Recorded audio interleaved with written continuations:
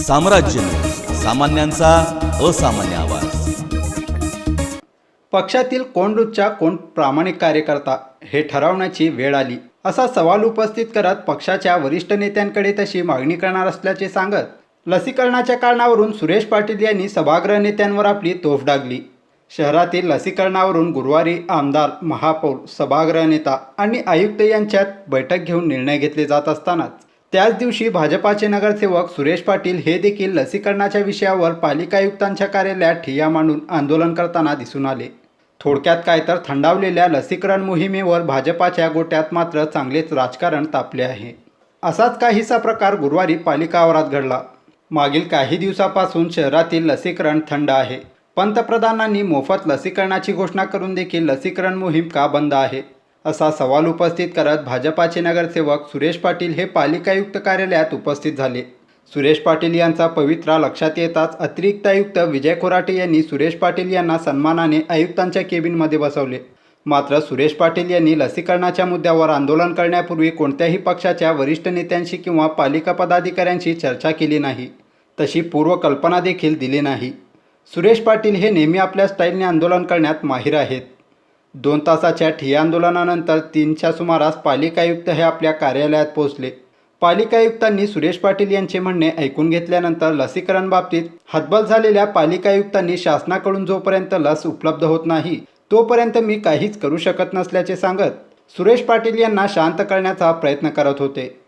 मात्र सुरेश पाटील हे शांत होत नसल्याचे पाहून पालिका आयुक्तांनी माझ्या खिशात लस नाही असं म्हणत आयुक्त कार्यालयातून बाहेर पडले। मात्र नगरसेवक सुरेश पाटील हे मात्र आयुक्त कार्यालयात बसून होते। दरम्यान पालिका आयुक्त हे सुरेश पाटील यांना कार्यालयात भेटण्यापूर्वी सभागृह नेते शिवानंद पाटील यांनी आयुक्त कार्यालयात फोन करून आयुक्तांना नवी पेठेतील आमदारांच्या कार्यालयाकडे येण्याचा निरोप दिला होता। ठरल्याप्रमाणे पालिका आयुक्त हे आमदार विजयकुमार देशमुख यांच्या कार्यालयात गेले। आमदार विजयकुमार देशमुख, महापौर श्रीकांत चेन्नायन्नम, सभागृह नेते शिवानंद पाटील, शहराध्यक्ष विक्रम देशमुख, विडी उद्योगाचे मालक, चालक आदींच्या प्रमुख उपस्थितीत विडी कामगारांना लस देण्याच्या विषयावर आयुक्तांशी चर्चा करण्यात आली। तेव्हा पालिका आयुक्तांनी लस उपलब्ध होताच विडी कामगारांना प्राधान्य देण्यात येईल तसे नियोजन करण्याचे आश्वासन आमदार, पालिका पदाधिकारी आणि आयुक्तांनी दिले। पालिका पदाधिकारी, विडी उद्योग चालक मालक आणि आमदार यांनी आयुक्तांशी चर्चा करून लसीकरण मोहीम निर्णय घेतला आहे असं कळताच भाजपाचे नगरसेवक सुरेश पाटील मात्र भलतेच चिडले। माझ्यासारख्या पक्षातील एका ज्येष्ठ नगरसेवकाला डावलून पदाधिकारी निर्णय घेत असतील तर हे योग्य नाही। इथं गेल्या 4 तासापासून बसलेला असताना मला जर आमचे महापौर, आमचे सभागृह नेता, आमचे आमदार किंवा आमचे लोकप्रतिनिधी काही त्या ठिकाणी उपस्थित असेल तर माझ्यासारख्या लोकप्रतिनिधी इथं ज्येष्ठ नगरसेवक भाजपचा बसलेला असताना असं कुठं तर श्रेय घेण्यासाठी एकमेकाचं हे बरोबर नाही आहे। श्रेय घ्यायचं असेल तर आमच्या पदाधिकाऱ्यांनी घ्यावं, परंतु अशा पद्धतीचं खच्चीकरण करण्याचं काम आमच्या पदाधिकारी किंवा आमच्या लोकप्रतिनिधींनी करू नये। त्यासाठी मी आमच्या वरिष्ठ पदाधिकारी जे आमचे अध्यक्ष चंद्रकांतदादा पाटील किंवा विक्रम देशमुख जर असतील तर त्यांनी जर तिथं बसले असतील तर तेही चुकीचं आहे।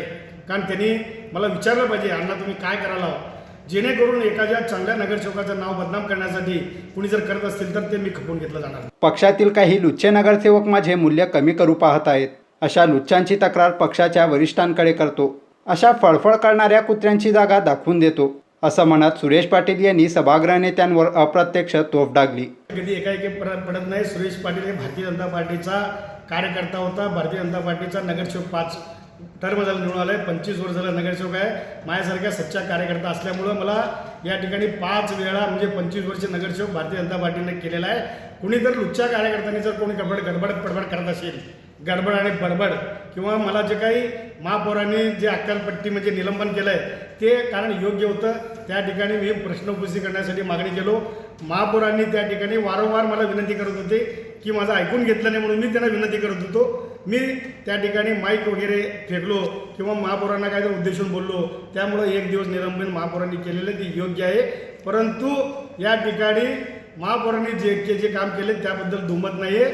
आज जे काही चालबाज नगरसेवक किंवा लोकप्रतिनिधी करायला आहेत, पदाधिकारी करायला आहेत की मी समान निधी द्या म्हणून गेल्या 16 तारखेला मी आवाज उठवला होतो. 18 तारखेला माझ्याच प्रभागातल्या लक्षवेधी घेऊन त्या ठिकाणी मुद्दाम जाणून बुजून मला खच्चीकरण करण्याचं काम या ठिकाणी केलेलं आहे. हे प्रदेश पातळीनं विचार करावं, कोण सच्चा कार्यकर्ता आहे, कोण लुच्चा कार्यकर्ता आहे, कोण भ्रष्टाचारी आहे, कोण चांगला आहे, कोण वाईट आहे, याचा विचार करून आमच्या राज्याचे अध्यक्ष, आमचे माजी मुख्यमंत्री, आमचे देवेंद्रजी फडणवीस मोदी साहेबांनी या ठिकाणी विचार करून निर्णय घेतील.